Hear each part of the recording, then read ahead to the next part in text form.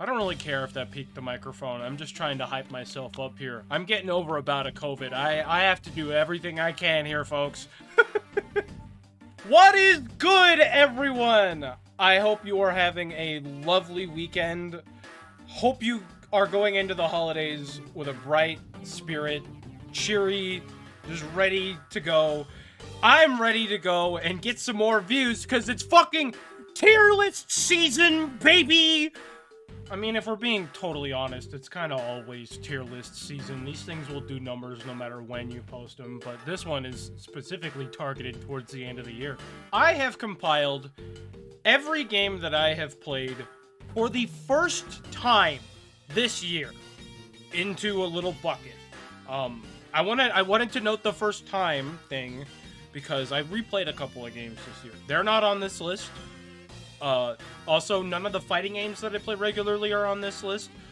One, because I talk about them to death all the time. Go watch the video that I made last week if you want to know more about that. But two, like, I just play them so often. Like, I wanted to talk about stuff that's like stuff that you don't see here that often or ever. A lot of these games I didn't play on stream or talk about at all on social media for any reason. So, like, you know, everybody loves tier lists. Everybody loves categories.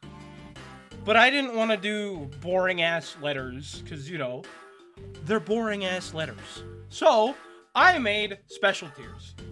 Starting at the bottom, drinking to forget. It's pretty self-explanatory. If a game is in this tier, I am drinking currently. I have a lovely concoction that I make every holiday. It's hot chocolate and a dash of salted caramel Crown Royal. Lovely, lovely little time. Warms you right up if you're a little cold.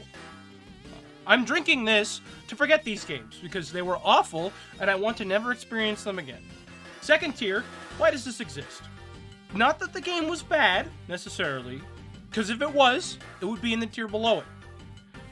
But I'm curious as to why it even got made in the first place. Other than, like, a tax write-off, I guess? I don't know. Next one is completely unremarkable. These were games that are, like, competent. Like, they're decent, like, 7 out of 10s, you know. You could pick them up, have an okay time, and then you would completely forget about them by the time that you were done. Many of which I have done. I completely forgot that I had played some of these games this year until I started compiling these. So, like, you know, it's apt. Happy to have on the shelf. These are games that I enjoyed greatly, and I am proud to have them either in my Steam collection or sitting on the shelf next to me, which hosts all of the physical games that I have. Like, I like playing video games, if that wasn't apparent. And I like having, like, a physical version of them for, like, weird, like, brain reasons. I don't know. I have autism. Like, what do you want from me? Permanent landmarks. These are games that have left a permanent impact on me in some way or another. They are some of the best games that I have played this year that I will remember them for a long time.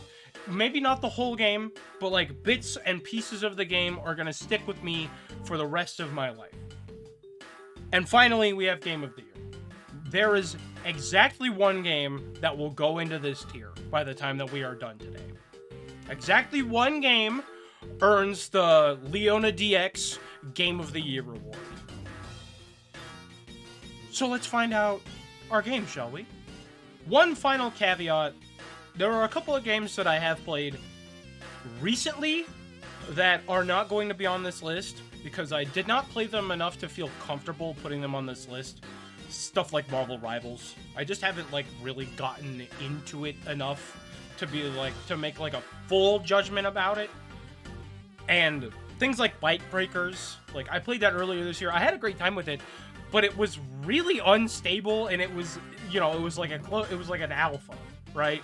I don't feel comfortable judging the game Bite Breakers based on what I played in that alpha because it's obviously, like, they said in the trailer that it was shit, right?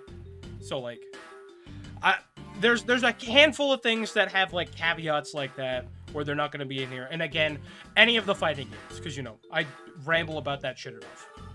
I say we start with our most recent contestant here. I'm gonna go with American Arcadia. Now, I just finished this game on stream, like, last week. And I gotta say, this game was really, really good. This game surprised me a lot. American Arcadia, if you guys didn't see it, this is basically just The Truman Show, but as a video game. Like, you play through, like, an episode of The Truman Show, kinda. It's really fascinating. The art style for the game is so cute. I really like the little, like, dot-eye characters. Like, the kinda, like, 3D, cel-shaded, kinda claymation-looking guys. Like, and their floppy little limbs. Like, that's really fun. The aesthetic of the game is cool because it swaps between, like, the 1970s and, like, modern day based on, like, what side you're on. And it's just kind of like it's a simple puzzle platformer. So, like, it's not groundbreaking by any means, but it was a great time. I had a lot of fun with it, and I really love the writing of the game. There's one little caveat, or I guess nitpick I have with the game, and that is sometimes the subtitles didn't match up with what the characters were actually saying. It was a little disorienting at times, but other than that, like, good writing, fun gameplay. The game was very funny. The voice acting was good, and I am a sucker for the musical piece, Don't Be a Fool. It's actually really good. I don't know what to tell you guys. I am a sucker for that song. I thought it was great. So, American Arcadia, I'm happy to have played it. I had a great time. I'm gonna go in kind of a weird order here. I'm just gonna pick stuff that like stands out to me. One Step from Eden. This game, I'm also happy to have it on the shelf. One Step is, according to everybody who's actually played the games, this is like Mega Man Battle Network, but as a roguelike. I've never played Mega Man Battle Network, but I've seen friends play it. I've seen gameplay of it. It is very, very faithful, or like trying to be, to Mega Man Battle Network. And I can really appreciate that. As somebody who never played Battle Network, and just like hopping into this game was insanely fun. I had a bit of a problem getting in, like, really getting into the game. Like, I love a good roguelike. I've played a ton of them. I had a lot of I had a bit of an issue with this one, just because it's not the difficulty curve, because I would say that Hades is a more difficult game than One Step from Eden, but I felt like I was trying to play StarCraft, but, like, also doing, like, deck building, like, rogue-like shit. It was a whole lot to juggle all at once, and I kind of got overwhelmed at one point and put the game down. I will probably pick it back up again, because there's a lot of roguelikes that I pick up, play for a while, put down, and then I will go back to them after a certain point where I'm like, oh, you know, I haven't played that in a long time. The only game that I haven't done that with is Hades, because I was like, well, I got all the stuff, like, why would I keep playing? But all the other stuff, I haven't done that with. So, I'm gonna go back and do that. Speaking of, let's just hit the next one. Where'd it go? Balatro! Balatro! Holy shit, this game. Holy shit, Balatro. Oh my god, Balatro. Did you know this game was only $13? This game released at $13. $12.99 USD. You can play 10 million hours of Balatro for $12.99. You never have to buy another game again. You literally never have to purchase another game ever again if you purchase Balatro. Good God. I found myself completely absorbed by Balatro. Just like hours and hours and hours of just grinding like, I wasn't even grinding. It was just playing. It was just like, oh, let's do the next one. Oh, let's do the next run. Let's see what I can do. Let's see what I can do. Let's see what I can do. There was no, like, dexterity or anything involved. It was just sit there and play cards and watch the number go up. It was so satisfying. And when you got a cool combo to pop off, whoo, my God. Oh, you felt so powerful. Like, I genuinely, Balatro is, it is an insane game to have released in the year of our Lord 2024 at $12.99. Games of this quality, like shittier games of worse quality and of higher budget, are releasing, and people are paying $70 for those games. Like, holy shit, guys. Play Balatro, please. You won't regret it. Well, you might, because you'll lose a lot of time in your life. But, like, it's a good game, I promise. And don't get me fucking started on the mobile port. Alright, we've talked about good games enough. Let's talk about some bad ones real quick. Oh, yeah, here we go. Fucking Evil West. Jesus Christ. Why? Who fucking... Like, what are we doing with this one here? So, back in August, when I was on my vacation, a friend of mine, Maya, she's one of my mods. Everybody's in chat has probably seen her. She was like, hey, you can get a month's worth of Game Pass for 99 cents. You should do that and just, like, find some shit to play. And I was like, okay, cool. I can do that. You know, that sounds like a great time. I downloaded Evil West and played it for, like, maybe 5 or 6 hours. And it was just baffled. I was like, it's like God of War, but with, like, weird steampunk cowboys and none of the good stuff about God of War. Like, it is a perfectly fine game. Like, the game worked. I never ran into any problems with it, like, mechanically or anything like that. But I kept playing it, and I kept saying to myself, why do I keep playing this game? Like, not out of, like, frustration or anything, just, like, confusion. I was just like, why am I still here? Why do I keep booting this game back up? Because I played it for a couple of days. And eventually I was just like, man, there's, like, a finite amount of time that I have on this earth. I'm moving on. Why? Why is this here? This one is gonna make people mad. This one is definitely gonna make people mad. This one is gonna make people mad. Mirror's Edge was terrible. Oh, I hated this game. I fucking despised this game. I really wanted to like Mirror's Edge. I wanted to like it so bad. The game started out, and it did not work with my controller. It literally had to reboot, like, the EA Play thing 6 times to get it to stop fucking around with my controller and using my joystick as a mouse cursor. Like, that was problem number 1, right? Is the fact that it took me several hours just to get the game to function, right? Problem number 2. The ways that you die in this game are so incredibly frustrating. I found a couple of instances where they have, like, the little... And this would be... Y'all are fucking lucky I'm not talking about BioShock, because this is a problem that I have with this game, too.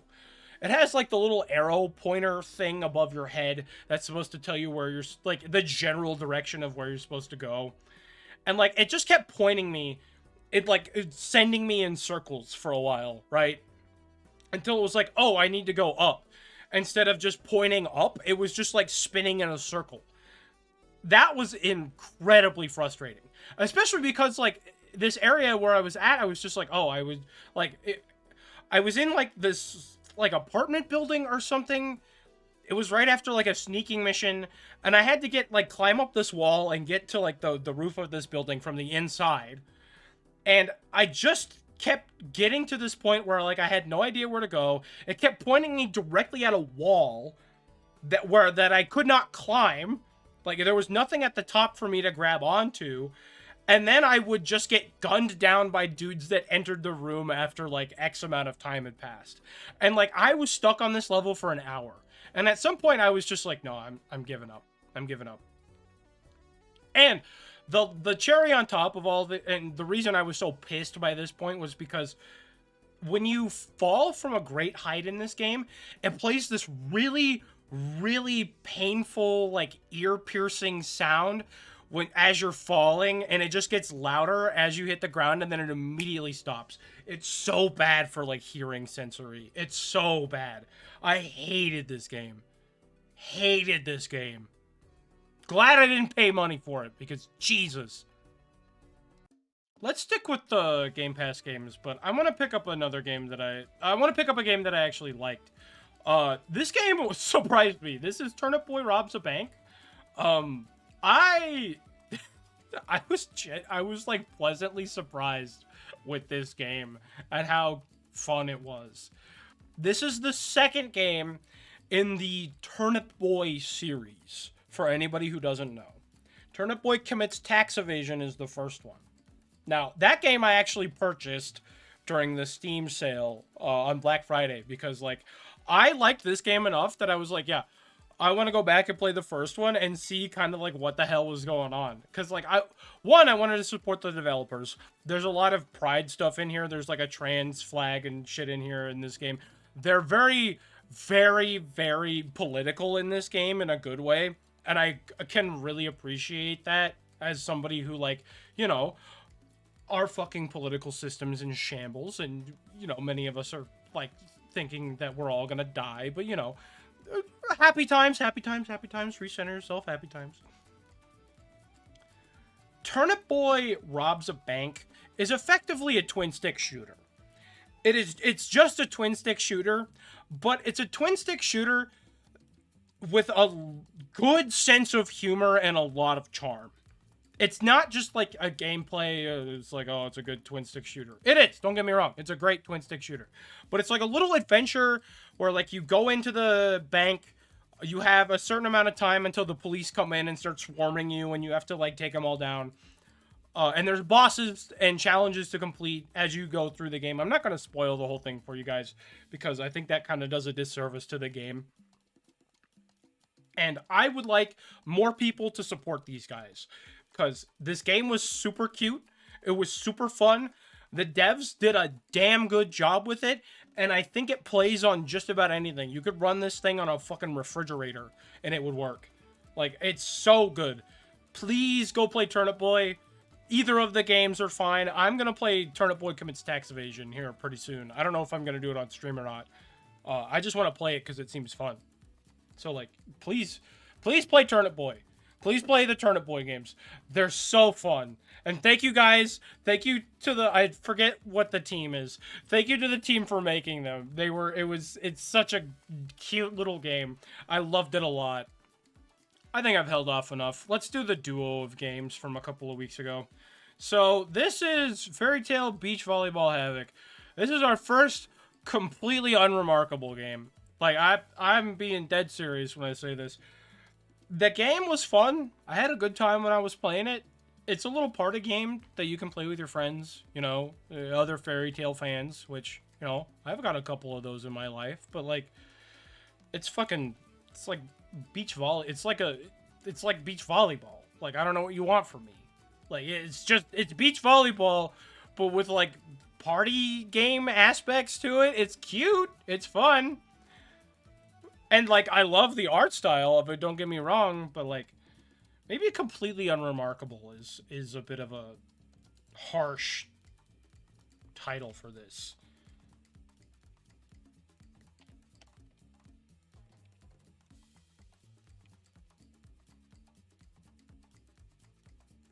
Yeah, that works. It's good and it's fine. It's there, you know? It was a good time. I had fun, but, like, I don't think I'm gonna play it that regularly anymore. This other one, though, fucking Jesus. This one, it's not as good as Turnip Boy. I can't, in good conscience, put it above any of these other games, but I think I have played this game the most out of any of the games on here, and I have been playing it for like 2 weeks. I have a personal thing where I have not played Slay the Spire. And I have not played Slay the Spire because I know what that game will do to me. I know exactly what that game is going to do to me if I play it. When I purchased this game, I did not know that it was going to be Slay the Spire. And fucking look at me now. I am deep in the trenches. I've unlocked so many of the characters. I've completed like 10 runs. Like, I have a problem. It helps that it's Fairy Tail, and like obviously, you know, I'm a big sucker for Fairy Tail. But the fact that it's Slay the Spire, just like it's all wrapped up into a perfect package to really glue me to my computer to play it for hours unless somebody rips me away from it. Like that's kind of where it's at. Cause like if anybody has played Slay the Spire, I know you fuckers have like 1,000 or more hours in that game. I know you do. Don't lie to me. I know you Slay the Spire players are like, yeah, I played a little bit here and there, and you've got like 4,000 hours on between Steam and your fucking Switch copy. Like, I know you guys are like this. This is why I didn't play Slay the Spire, and this game is gonna cause me the same problems. I don't really know where to start with this next one, because, like, Lost Judgment sure exists. I am a known RGG enjoyer. I greatly enjoyed the Yakuza series, the Like a Dragon series after it, and I liked Judgment, you know? But I didn't like Judgment as much as I liked Like a Dragon or any of the games before it. And man, this game just, it was a whole lot of nothing for me. Like, I barely remember anything that happened in this game. I don't think it's bad by any means, but it is, again, this is the game. Why this game right here is why I named this tier completely unremarkable. Because, like, I don't remember a goddamn thing about this game. Like, at all. I genuinely, I can't remember anybody's names. I can't remember anything. Like, I can't remember most of the stuff that happened in this game. But I had fun while I was playing it. So, like, it sure is here. It's just like, could I tell you about anything that went on here? No. Not even kind of. Not even a little bit. I keep looking at these and realizing that I didn't actually play that many bad games. Fucking, let's go with another bad one. Fucking Call of... This one was, I don't remember. I think this was the Modern Warfare remake. If that tells you anything about how much I fucking gave a shit about this one. This was another Game Pass play.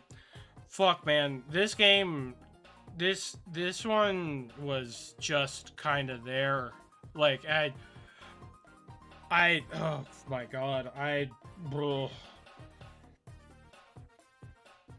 Playing this game made me realize just how much bloat that the Call of Duty devs have put into the games over the years just to be like, oh yeah, here, we put in a new thing, you'll buy the new one for $70, right?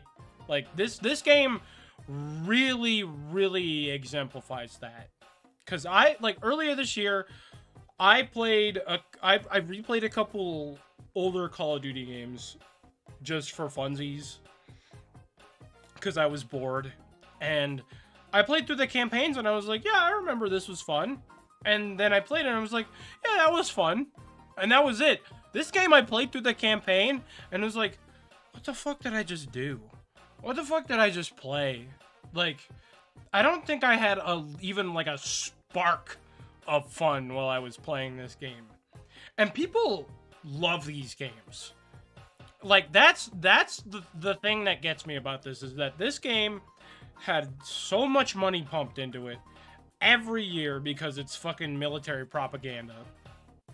And every year, it's like bloated and terrible.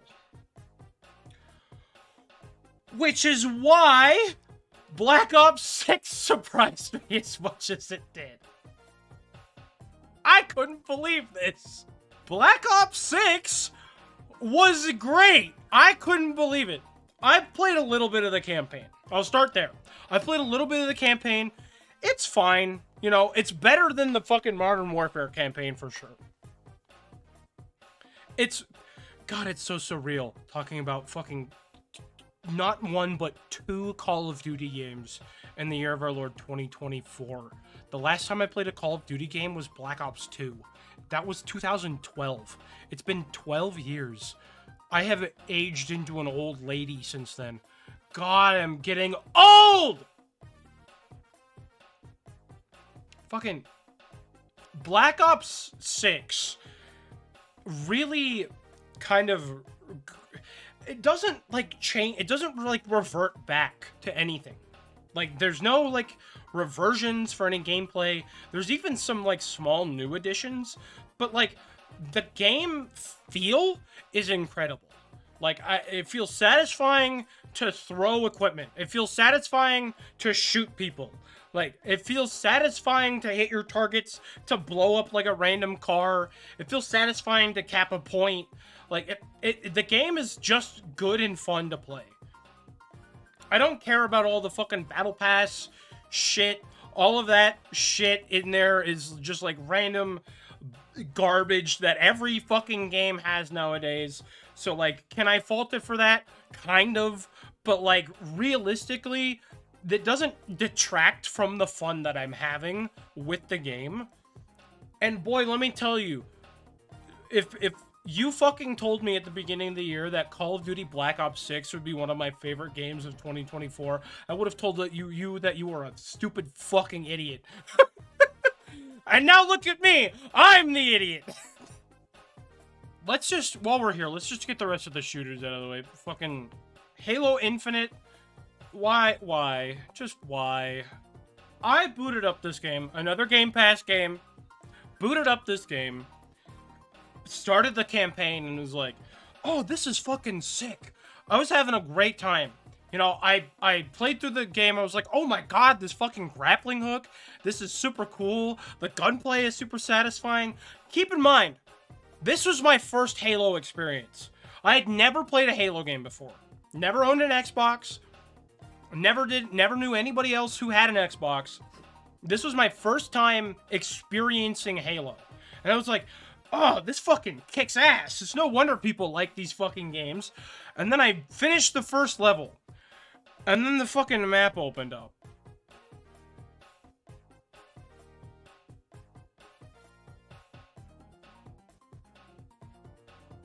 You know what, actually, fuck it. I'm putting this down here. You're not as bad as Mirror's Edge, but still, just fucking why? Why would you do that? I have the fucking, like, the Halo, like, collection or whatever that has all the old games. I'm gonna play those out of spite now. Like, I wanted to play them before because I wanted to have fun and play, like, a good game, like Halo 2, that I've heard is great, and, like, all the campaigns are super good. And now I'm gonna do it out of spite, because this game pissed me off. Shooters. Ah, yes. I played Team Fortress 2 for the first time this year. I mean, yeah, this is right. This is correct. Team Fortress 2 was a ton of fun. I don't really have anything else to say. There's a reason that there's so many games that are like Team Fortress 2 nowadays. Just like, it kind of, like, obviously it was Team Fortress. Like, that started it, and then TF2 refined it to the point where it's, like, good. And as soon as they fixed the fucking servers so that it wasn't full of bots and shit, and you had to go to, like, weird offshoot like websites to find servers to play on. This game was fun. The only reason that I haven't played more of it, like this is probably one of the least played games on this list. I have not played more of this because all of my friends stopped playing it all at once. I have nobody else to play it with anymore. So, like, I don't really feel like playing it by myself because, like, if I was going to play shooter by myself, I'm probably going to play Black Ops 6. So, like, I want to play more TF2, but nobody's playing it anymore. So, I don't really have a reason to keep going. By the way, fucking Pyro is my favorite. I love setting people on fire. I think it's really cool and based. Only got a couple more shooters. EDF! Earth Defense Force! This was actually very surprising. Earth Defense Force is a game that I thought I would hate. I'm gonna talk about this when I get to Resident Evil as well, but I hate bugs. Despise bugs. I have a horrible fear of insects. Just anything that is creepy and crawly and makes weird noises, I don't like it. I want to set it on fire. And let me tell you, this was a good way to kind of help get over that fear a little bit. Not a perfect solution, by any means, but it was fun. I had a great time with this. I played this with a couple of friends, just like kind of regularly. We would like once a week get together and play through a bunch of levels, and like we got to see more of the story. This is obviously like, this is one of those games that gets made super cheap with like whoever they have in studio to do voices and graphics and sound effects. But man, they put their whole fucking pussy into this one, man. This game is so much fun. The amount of like variety in weapons and gameplay styles with all the different classes that you can do, and like the strategies that you can come up with based on like what availability of equipment that you have, based on like your character and your teammates' characters and whatever enemy you're fighting. There's a lot of depth to this game that I didn't think would exist in a game that I picked up for, I think, $2.99. And it's still fun. Like, I played, like, we had a random fight game night one night that we were gonna do a bunch of weird stuff over Parsec, and then somebody brought up EDF, and I was like, EDF, you say? What if we shot some bugs and, like, lit them on fire? And everybody else was like, yo, that sounds fucking rad. Let's do that. And we did it, and it was great. You guys should play Earth Defense Force 4.1 with your friends. This game owns. And finally, Resident Evil 7. I'm sorry, baby. You're not as good as the rest of them. I like Resident Evil. I don't know if that's like a controversial take to have, to say that you like Resident Evil. It might have been when Resident Evil 6 was out. This game was great. But I don't... The fucking bugs, man. It was the fucking bugs. If it was not for the fucking bugs and how gross the bugs were and how they made me want to cry at the end of every stream when I had to fucking see the bugs, this game would have been a Game of the Year contender. But no, it just could not get there. It just was not... It was not enough. Still a great game. I'm excited to play 8 whenever I get to that, and I'm playing through 5 with a friend right now. The bugs, man. I can't do the bugs. It's the bugs. Now, this isn't just video games. I've got a couple of card games on here, but I'm going to start with one that actually is a video game. I'm going to start with Pokemon VGC. It's fine. I would actually put it at the top of good and fine. VGC, for those who don't know, this is the official competitive format for Pokemon. And this is my preferred way to play competitive Pokemon. The strategies that you can come up with for doubles, where you only bring 4 Pokemon instead of a full team of 6, and it's 6v6 singles. I think this is a much cooler format than Smogon singles. I just think it's more fun. I don't know what to tell you guys. This format is way more fun and way cooler. Me, personally, I played in a format that kind of sucked. I played in a format that was just kind of not all that great. And I don't think that's VGC's fault. I genuinely don't. I think overall, VGC is a good time when you're actually playing it. The problems with VGC are sometimes the formats aren't all that great. Regulation F was one of them, where it was just kind of it was just like Rain Archaludon and fucking the big long neck Raikou motherfucker, Raging Bolt. It was just like, that was the format, and that was kind of not all that fun for people. The current format, I think, is actually pretty neat. I've been watching people play it. But I've been watching people play it instead of playing it myself, because actually getting a team ready for VGC is a massive pain in the ass, even with all the changes that they've made over the years to make it more accessible. It is just too much.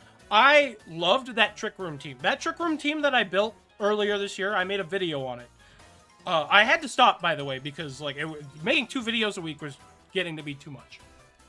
I built that team myself on a cartridge in-game with Pokemon that I had. I used all of my materials, and it took me like a whole week of doing basically nothing but getting that team ready. Like, that's all I did. And like, that wasn't including the testing for the team or anything like that. I had a blast doing it, but it was too time consuming. It is just not something that I think is worth it for me, who can only play VGC online and in random, like, Biff Pip tournaments. Which, those were fun, but, like, it's not worth my time to invest in something like that. You know what I mean? So, like, I'm keeping up with the format. I'm watching people play it. I'm having a great time watching people, like, navigate and play the format, figure out what's good and what's bad. I think Regulation H is really cool. It's just, I can't play it anymore. It's just too much. Hopefully, and we say this every time, hopefully Gen 9 brings about a way to make it a little more accessible. Let's kind of go in ascending order for the next couple of actual card games here. I'm going to talk about Pokemon TCG Live here. I'm putting it into this here not because I don't know why it exists, but I want to know why it exists in the state that it's in. So, I genuinely really love the Pokemon trading card game. I think the game is extremely fun. It is one of the most accessible card games for players in general. Like, cards are generally very cheap because most of, like, the high value cards are all for collectors. So, like, the game doesn't ever, like, really get too expensive. So just about anybody can play. There's a lot of variety in the formats. And the game is very simple and very easy to pick up and play. You know, one person does their turn, and then the other person does their turn, and there's no interaction from the other player during those turns. So you can just kind of like sit there and figure out what's going on, right? That is kind of part of the problem with Pokemon TCG, but that's like a design discussion for a different day. My problem is with TCG Live. This format, like this client, just does not work half the time. Like, genuinely just does not work half of the time. I love that they're trying to make the game more accessible to people, putting it on phones, on tablets, on your fucking refrigerator. You can play this game on a lot of different things. But also, I would like it if the game worked most of the time. Like, the client just refuses to function a lot of the time. Like, cards are supposed to highlight, like, light up when you have a thing that you can use. Sometimes that doesn't work. Sometimes they light up when there's nothing to use. Sometimes you have an ability that you can use and it doesn't let you use it because it's bugged for some reason. Sometimes cards don't let you play them even though, like, you should be able to. There's so many bugs with this client. And it's been out for over a year. It's inexcusable at this point for the highest, like, the most profitable media franchise in history to have a non-functioning card game client, right? Not to mention, the format before Surging Sparks, I want to say this, before Surging Sparks, I haven't played a lot of Surging Sparks yet. The format before Surging Sparks was terrible. It was god-awful. It still probably kind of sucks because Pidgeot EX is so ubiquitous But man, just like everything about the Pokemon trading card game right now is really rough. I have a hard time recommending it to people. Like, if you want to play Pokemon, that's fine. But like, if you want to play a competitive card game, currently, stay the fuck away from Pokemon. Like, you have better options. Such as One Piece. And this is gonna make some people angry. The fuck down there, TF2. One Piece is a better game than TF2. I'm just gonna say it. I'm gonna say it. One Piece, the trading card game, is a better game than Team Fortress 2. I'm gonna say it. You people aren't gonna like it, but it's true. This game has been stupid fun, man. I don't know what... Like, Bandai has a knack for making really good card games, and then just being like, yeah, what if we did that 6 times? So... they just did that with One Piece, and it's like, hell, the game is fun. Who would have thought? No, you know what? I feel a little bad for TF2. You can go back up there, buddy. You're old and tired. You deserve it. One Piece is just a great card game. But between the way that it's like very board focused with how characters work, a lot of decks don't run like the non-board, like the cards that don't stay on board. So like your event cards. Most decks are just characters, and it's all like battle focused, which I think is important for a game like this, so that it like you don't end up with stupid shit like what happened in like old formats with Magic and the current format with Yu-Gi-Oh. It's a very easy game to understand. It's not that hard to like just pick up and play after learning the game. So like it's just good. And like, not to mention, like OP09 just released. We got a bunch of new leaders into the pool that are gonna really diversify the format and add a fresh new life into it.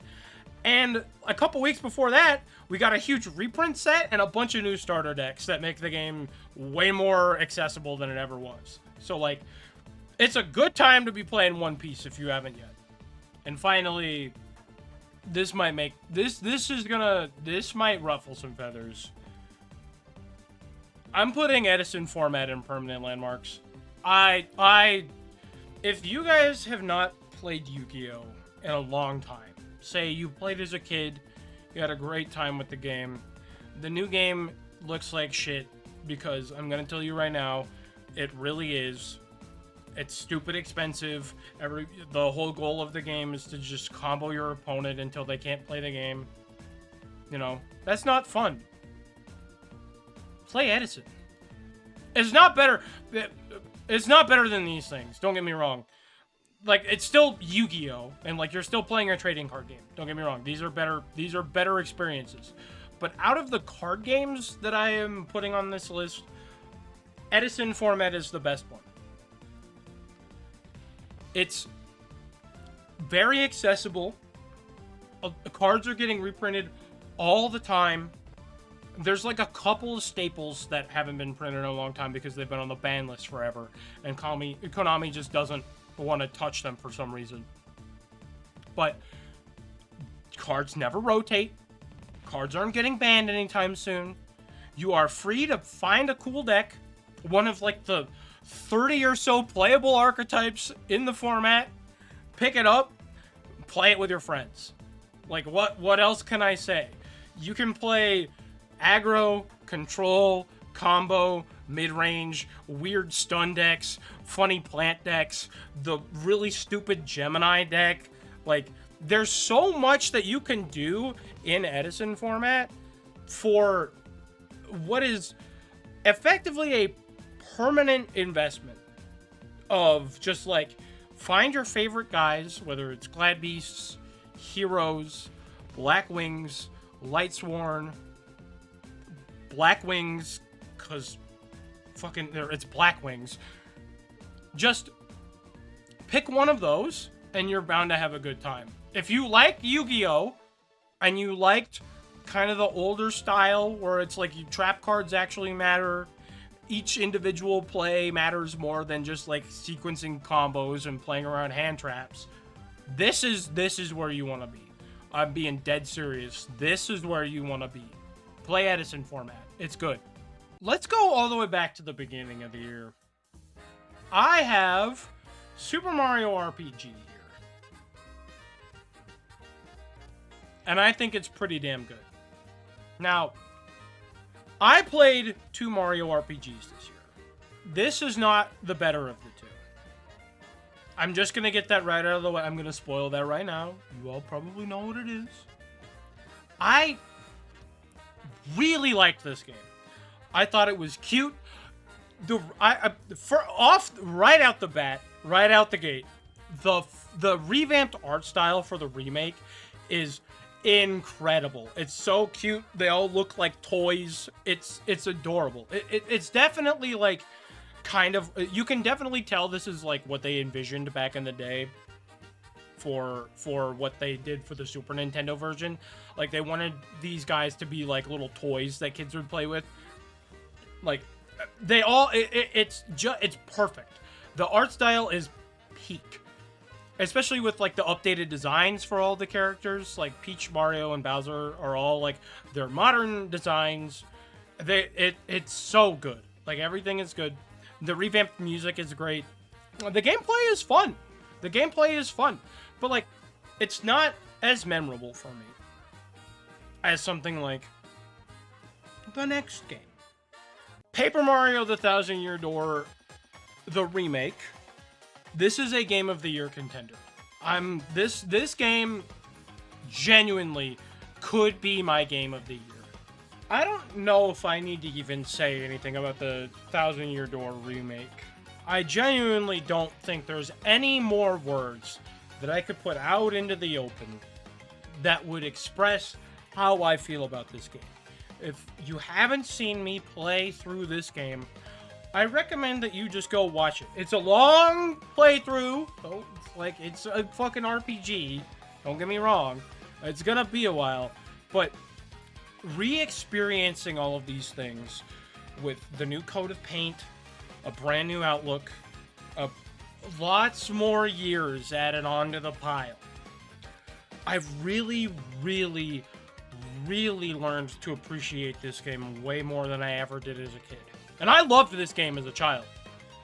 I played the hell out of this game when I was little. I was 7 years old when this game released. I got it used as a Christmas gift. And I have my original copy on the shelf to this day. It is one of the few GameCube games that I have still kept from my original collection through several moves, through just being a general idiot child and not taking care of my shit, to having shitty dogs in the house that destroy things because they feel like it, because my parents are terrible, like, dog tamers or whatever you want to call it. Like, many things have gotten in the way of things from my childhood living on to this day. Thousand Year Door is one of them, and I'm so happy that we have this version of it. The remixed music, the revamped graphics, the changes with Vivian. Oh my god, the changes with Vivian. As someone who has grown into an old woman, that touched me deeply, seeing that change actually come to pass in the year of our Lord 2024. I cried when I closed stream and finish this game. I was tearing up a little bit as the credits were rolling. I sat here and cried when I finished this game. I love it to pieces. It's so beautiful. Please play the Thousand Year Door if you haven't. I can't recommend it enough. With that heartfelt speech out of the way, let's get some more bullshit in here. How about Frog Detective? This game is okay. Honestly, Frog Detective is almost not even a game. This was more of an experience. This game lasted me maybe 2 hours. It was just... It's supposed to be kind of like a weird visual novel exploration thing. This was a Game Pass game, I should mention. Honestly, I know. You know what? No, I'm not putting it. Why does this exist? I know why it exists. Somebody wanted to make it, right? I know why this exists. Somebody wanted to make it, and I'm glad that they did. I'm glad that Frog Detective exists. This game is not for me. This game is not for me. It's just not a fan. I did not really have all that much fun playing it. The writing didn't really do anything for me. Just, Winding down on the Game Pass games, I almost forgot about this one, but I'm glad that I didn't, because this game is addictive. If you haven't played Dicey Dungeons, another roguelike, but this game caused me problems. I picked this game up not knowing what it was. You know, I was like, Dicey Dungeons, sure, I'll give it a shot, whatever it is. It's a game where you roll dice. And you roll dice to defeat enemies. And it's a roguelike. So you have different dice that do different things. And you can earn different power-ups for your dice. And rolling different numbers gets you specific things. And so on and so forth. And by the time that I figured all of this out, I had been playing for 7 hours. I genuinely had to uninstall this game. Like, I made a mistake. Maybe a mistake. During the Steam sale. I purchased this game because it was on sale for like $3.50. I was like, okay, I liked this game enough while I played it on Game Pass. I'm going to purchase this game. And now I can feel the itch. It's creeping up on me. I can feel it every night. In my dreams, I see dice. It's all dice. All I see is dice. This game is horribly addictive. But God, it's good. This game is so good. And the soundtrack. Oh my God, the soundtrack. Oh my God, the soundtrack. Oh, the music in this game is fucking incredible. Please, please, please. I know this is I've asked you guys to play a lot of games on here. Play Dicey Dungeons. This game is not that expensive. It's available on, I think it's available on mobile. It's like one of the few games on here that's available on mobile. Like, play this game. It's super fun. It's got a lot of charm. The art style is incredibly cute. The music is sublime, dude. The funk and the jazz is so good. It's so good. Please play Dicey Dungeons. This game owns. Let's start with a couple more. Let's finish out some stream games here. I have the original Fire Emblem on here. Now, this is not the first time that I have played Fire Emblem. This Fire Emblem, right? But it is the first time that I have finished it.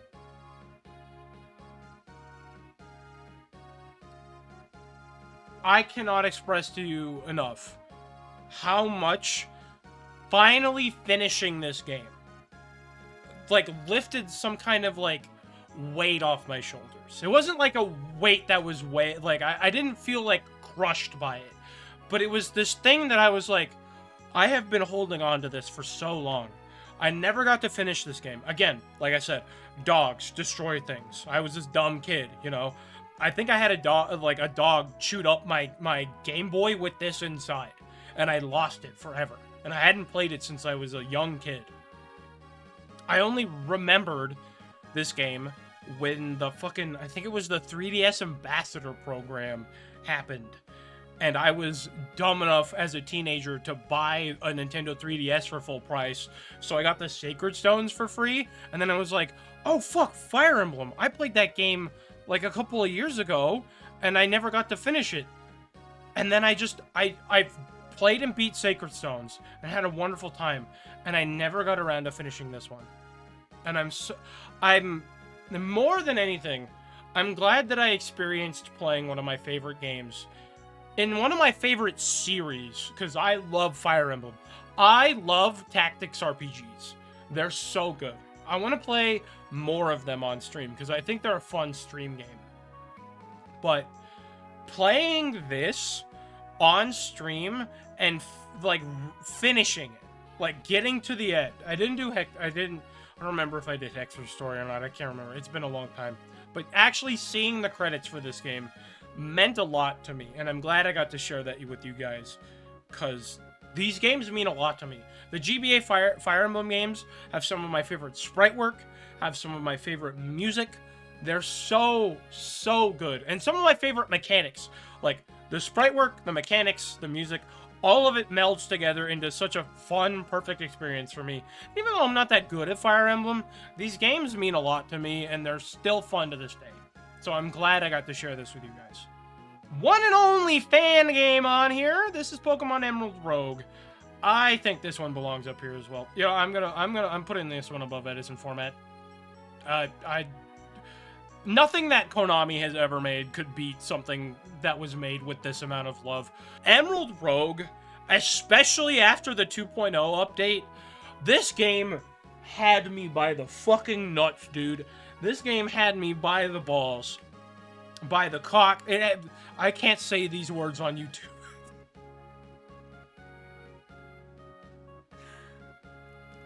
This game did so much for my brain. As somebody who grew up with the GBA Pokemon games, as somebody who is like a huge slut for a good roguelike, and for somebody who loves seeing passion expressed through game design, this game was everything for me.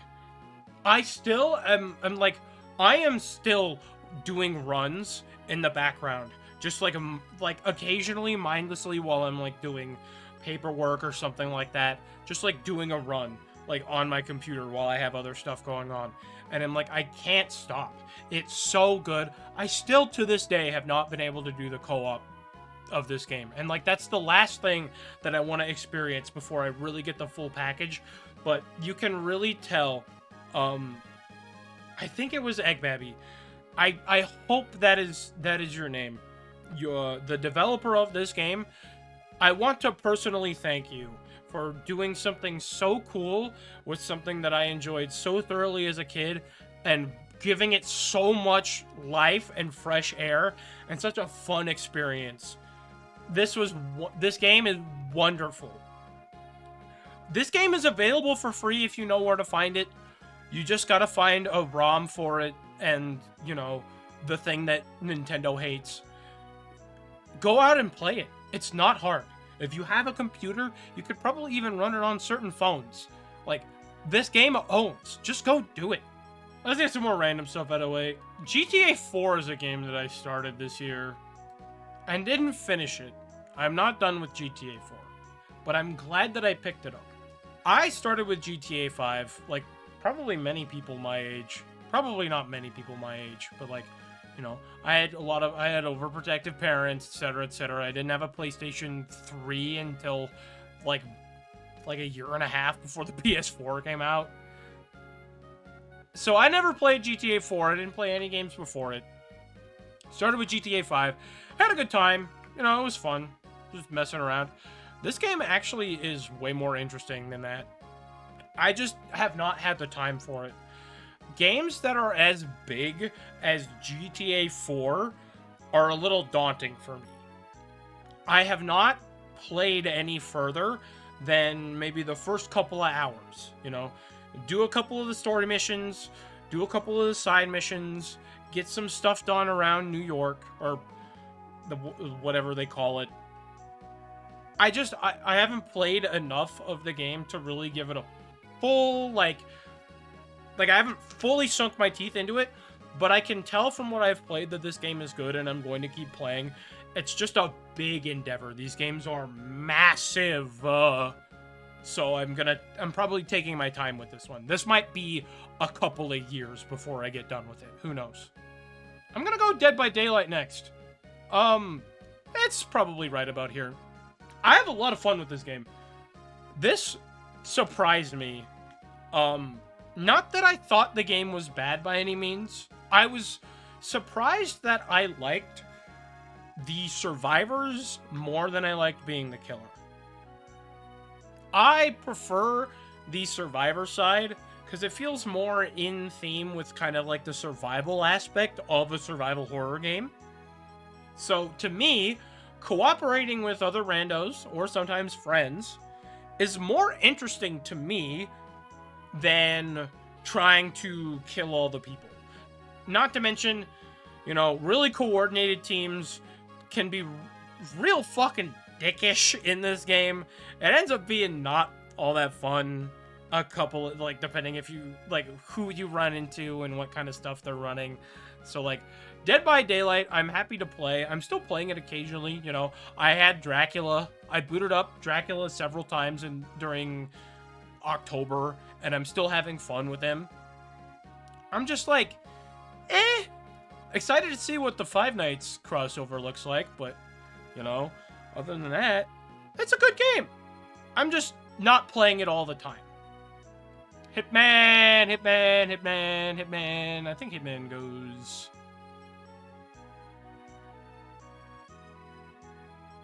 Oh, now that I'm looking at this tier, I don't like it. I'm gonna rearrange some stuff real quick.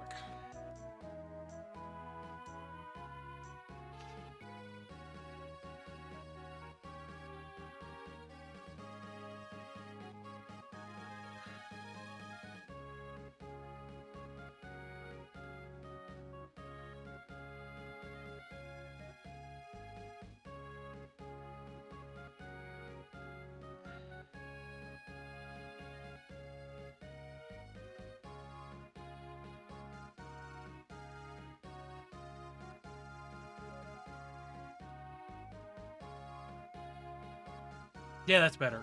Yeah, so Hitman was a blast. I did not realize that this game would be this fucking fun. I have always kind of hated stealth games. I've never been a fan of having to wait around and just move really slowly and not do anything so they don't get caught and then I get jumped and fucking explode. Right? I've never been a fan of things like Assassin's Creed or many stealth games. They've just never been my vibe. This game is way more interesting than any of those games.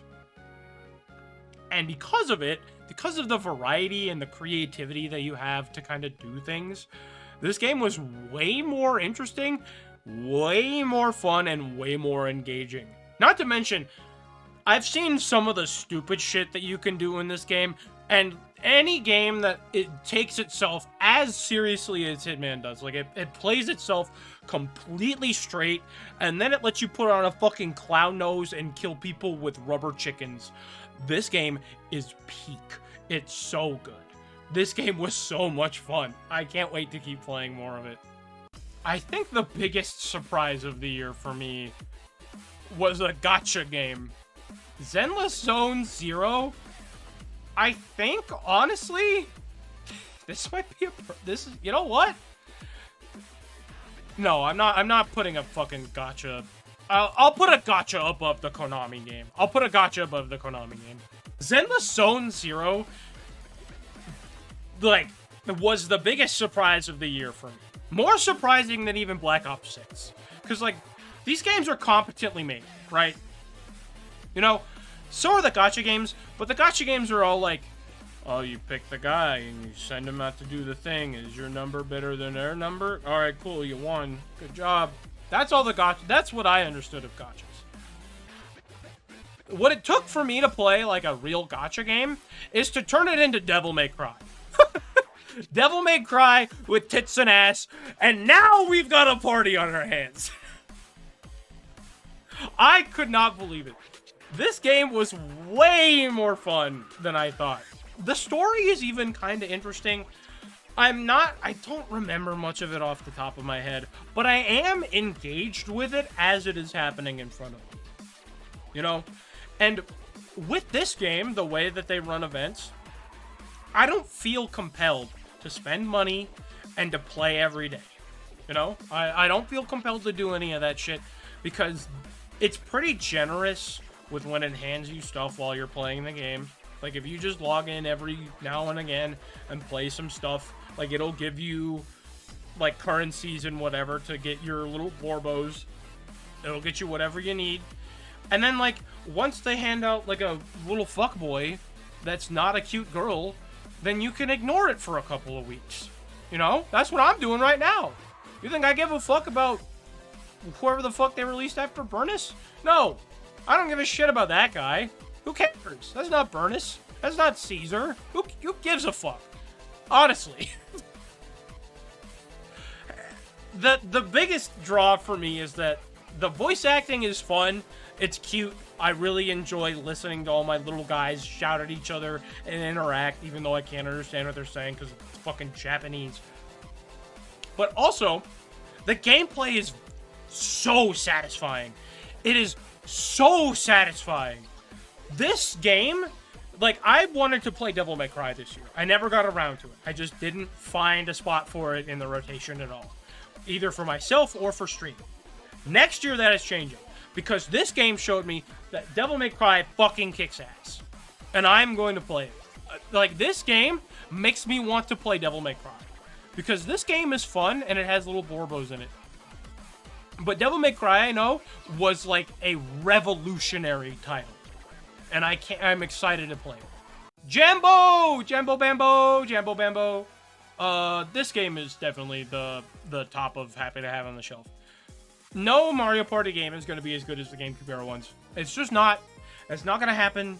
None of them are going to be as good as 5, 6, or 7. It's just not going to happen anymore. Hudson isn't making them anymore. The spark is not there anymore. But playing this game made me wish that I had it at Combo Breaker. I brought Mario Party Superstars. I think that's that one that I brought with me to Combo Breaker to play in the hotel room with my friends. And we had a wonderful night. Like, we were all high as fuck. We were just playing Mario Party. Half of us were high as fuck playing Mario Party. It was a great time. This game is better than that. And that surprised me. I can't believe that they took Super Mario Party, a game that had really fun minigames, but the worst fucking boards you've ever seen. We all thought Mario Party was fucking dead. It released with no online play. And then they brought out Mario Party Superstars. It did have online play. It had, like, the weird, like, other modes for it for online that were fun and people played. They brought back old boards that everybody knew was good. They brought back old minigames that everybody knew was good. They brought in new minigames that are also good. And then they just took that and they took it and were like, okay, we're going to make a new game called Jamboree. And this game fucking owns.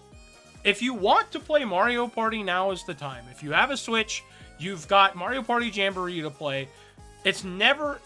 The spark and the joy of the Hudson era games are long behind us. But that doesn't mean that we can't keep playing good party games to enjoy and piss each other off at get-togethers with our friends. Like, that is why we play Mario Party, is to fuck around and have a great time with our friends. That's why these exist. And I'm happy that we have another good one for the first time in a while. Getting to the end here. This is the worst game that I think I've played this year. Fucking Monkey Ball, man. Fucking Monkey Ball.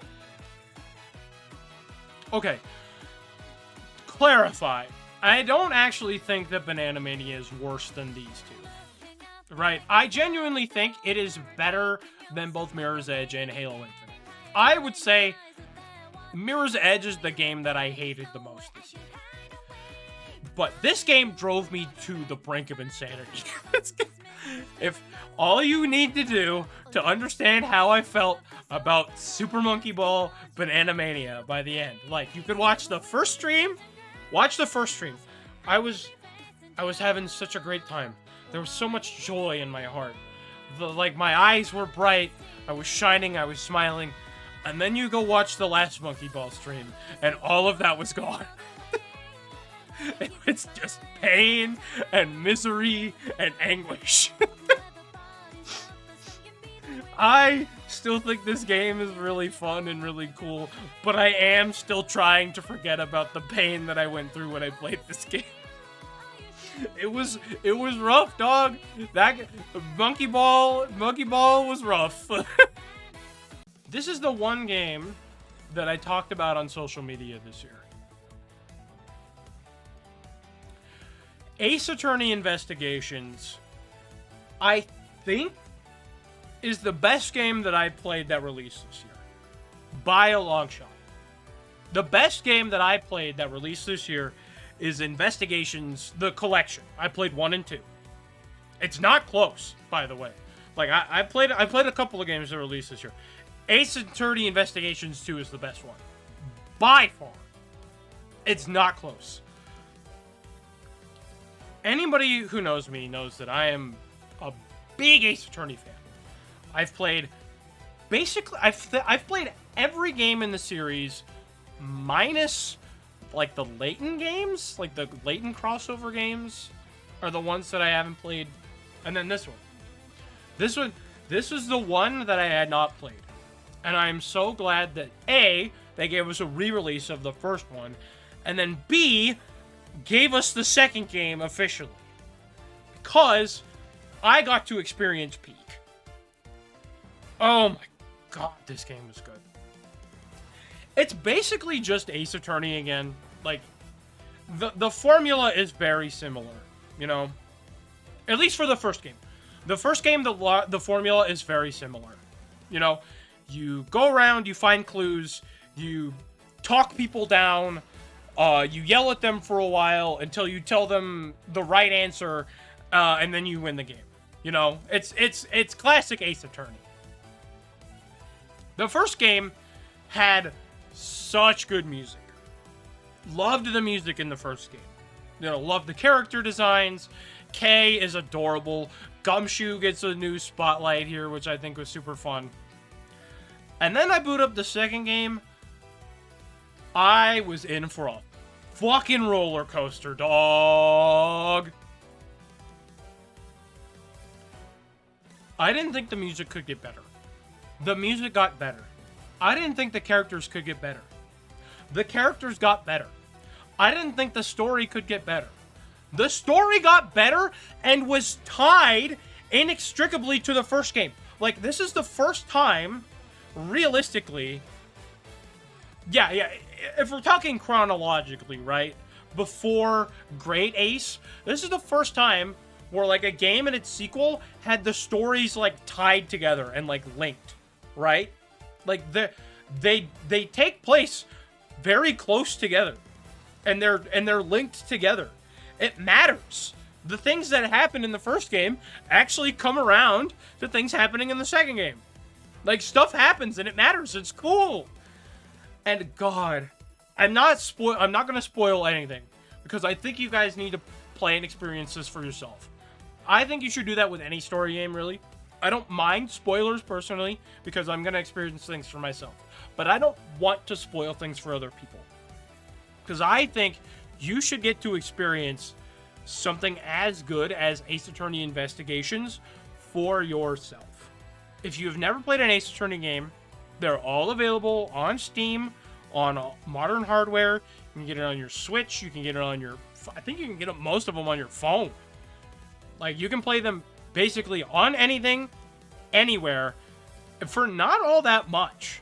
Like, I think the most expensive game is probably this one, just because it came out like 2 or 3 months ago, right?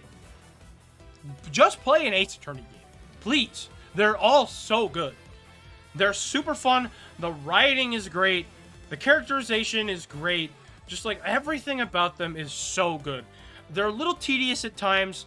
The one like sour spot on this game is that it does have kind of the old Ace Attorney thing before they kind of figured out how to streamline some of this, where it's like if you don't give them, like, if there is an answer that you could realistically give them that could tie to the correct answer, but it isn't exactly what they coded in to be the correct answer, you're gonna be wrong. It's like the one nitpick I have about this game, but it's because it was developed in the era where they were still doing that. They stopped doing that, I think, after, like, during and after Apollo Justice. And these games were developed during, like, right before that. So, like, I can't give them too much flack for that, because they are very faithful remakes with, like, new art and like, reorchestrated music for some of the stuff. Like, I can't fault them for that. It's the only sour spot on what would otherwise be a perfect game. Hold it! This game is not my game of the year, though. That belongs to something else. For most of my life, I did not think much of rhythm games. I always thought it was, like, kind of pretentious. They were all just about getting the biggest number. A lot of the music in them was kind of whatever. I was just never that into rhythm games. None of them really drew me. You know, I liked Guitar Hero. I played Just Dance as a kid. Samba de Amigo was fine. But, like, none of them really inspired me. None of them really drew me in. None of them really, like, grabbed me. They never really caught my attention for more than a couple minutes at a time. And none of them really showed me that they could be a great game, rather than just like a, something that you do for fun. You know, every now and then. Just kind of whatever.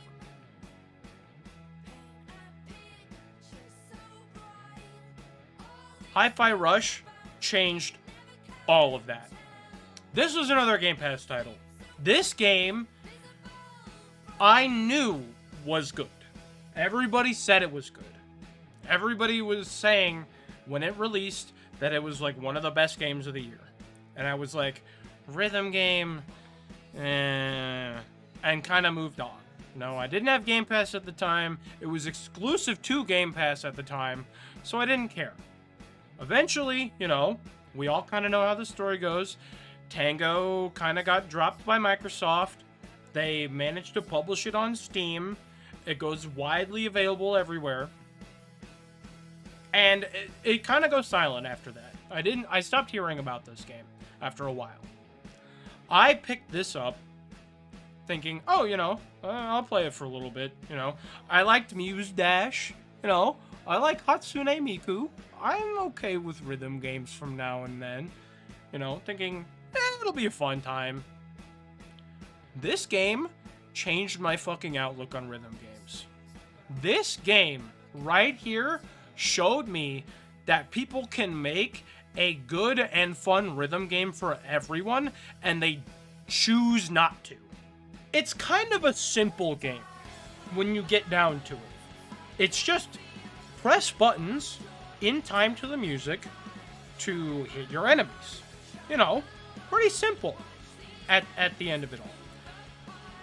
When you get into unlocking new moves, unlocking new combos, and how each music track changes how you do all of those things, that's when you get to really, really experience Hi-Fi Rush. That game is fucking peak. Getting to do... And I want to preface this. I played with the accessibility settings on, I think. Whatever the thing that, like, shows you when the beats are coming, right? Because I figured I might need a little help, you know? I played with that on, and I was just doing combo after combo after combo. It felt so fluid. It was so fun. It was so memorable. I went out and purchased all of the music tracks in this game. I think minus the weird, like, Beethoven remix one thing that pops up, like, kind of later in the game. Spoilers, kind of. Like, all of the licensed music in this game adds to it so much. And the fucking ending theme, when you're going through with all of your friends, that whirring playing in the background, you're getting to the final area of the game, you're getting to fight the big bad. Oh, it's so beautiful. Oh, the experience was so good. And like, the art style in this game fucking kicks ass, dude. The art style in this game, it's like it's kind of like new scale. It's like new cell shaded like graphics, but with like comic book pop-up style effects. Oh my god, the art style in this game is so good. The character designs are peak. Peppermint, Corsica, Chai, Macaron, Cinnamon, all of those guys, like, I loved every single bit of them. The Cinnamon's writing was so good. The banter between Peppermint and Chai was a lot of fun. Macaron is a little sweetheart. And oh my god, I'm a fucking raging lesbian for Corsica. Listening to her speak, it felt like soft, sweet syrup was like flowing through my ears and into my brain. Like, it was... I'm sorry, I'm normal. I'm normal. I'm being normal. I'm normal. I swear to God, I'm being normal. I'm so normal! The impact that this game, I think, had on the wider gaming sphere with how it was released day one on Game Pass and was seen as kind of a failure by Xbox because it didn't bring in new people to Game Pass. It just got a bunch of people who already had it to play it. I don't think that's really what games need to be, you know? Like, they put out Tango Gameworks put out something that I would consider I don't throw this around lightly. I consider Hi-Fi Rush a perfect game. I don't think there's any way to improve on Hi-Fi Rush at all. Genuinely, everything about it was flawless. Like, from the accessibility settings to letting people play how they want to play and experience the game however they need to the writing, to just how like the menus are laid out, to the actual gameplay itself, the music choices for the game. Everything about this game was perfect. Literally a perfect game. And it's so tragic that Tango suffered the way that they did at the hands of Xbox for making a game that Xbox commissioned them to make for Game Pass and then getting thrown in the trash because it didn't bring new people to Game Pass, not seeing the problem with Game Pass is the Game Pass itself, right? The fact that they were able to break away from Xbox, release Hi-Fi Rush on Steam, actually give it sales numbers is so important to Tango Gameworks, and I hope that they continue to make great games. I don't think they're ever going to... I don't think they should make a Hi-Fi Rush sequel. Genuinely. I don't think Hi-Fi Rush should get a sequel. I think it is perfect. The way that the story ended, the way that the game played out, the way that it works. Genuinely, I don't think you can beat this game. I don't think that you can make something better than Hi-Fi Rush. Genuinely. Hi-Fi Rush is my Leona's Game of the Year for 2024. Let's see if I need to do any cleanup here. See if anything looks kind of out of place.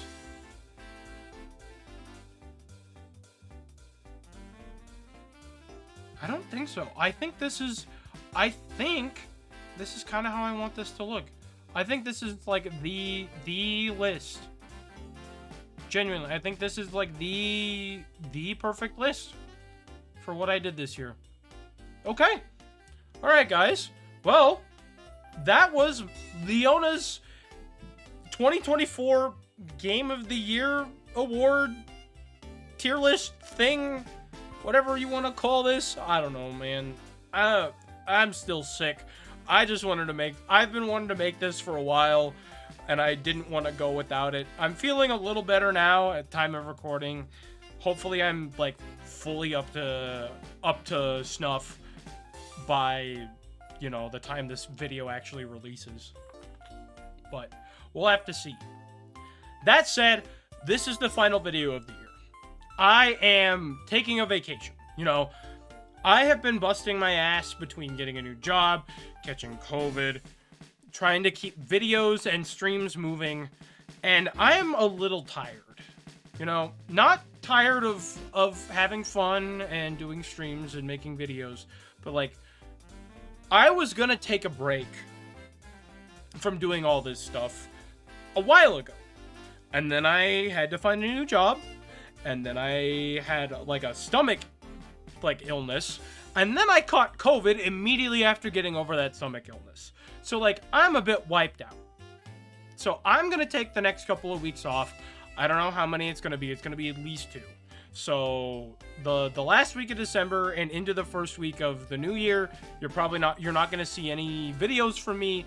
I might stream here and there. Like I said, I need to sleeve some cards and stuff, and I thought I might do a stream for that, but not gonna be anything. I'm not gonna be making anything for a while. I have new stuff that I want to do starting in 2024. I have a regular playthrough that I want to do. I've kind of given up on Grand Blue. I don't think I'm going to be continuing that. I'm just not that interested in playing it anymore. But there's another one that I want to do that I think would be fun and interesting both for me and for you guys and for a couple of friends that I think have been on the fence about this series for a bit. So, look forward to that. Look forward to more usual Leona stuff. I have new stuff that I want to try, old stuff that I want to keep doing, and I hope you guys have a wonderful Christmas, a wonderful Hanukkah, wonderful, I don't remember what all the other ones that I said last time were, just happy holidays. I hope you all have a wonderful new year. I hope you guys stay with me. This has been a wonderful year for me personally. There's been a lot of ups and downs, but I mean, this is a big year for me. I started hormones. I started vtubing.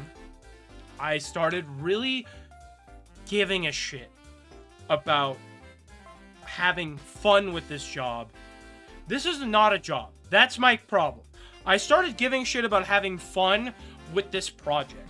This is a little project for me. This is a little experiment, a little hobby. This is not a job. I'm just having fun here. I'm not getting paid for any of this. I'm just doing this because I think it's neat. And I'm having a great time. And I want to keep having a great time. So I'm going to take some time for myself. Give myself a little breather. It's going to be at least 2 weeks. There might be more. Like I said, who knows? It depends on how long it actually takes for me to get sick, get over being sick. And if I get sick again, God forbid. So that is it for 2024. I'm going to see you guys sometime in the new year with more of this. More fun. Just more Leona. And I hope you guys stay with me and continue to have a great time. Have a happy new year and a happy holidays, everybody. I'll see you guys in 2025.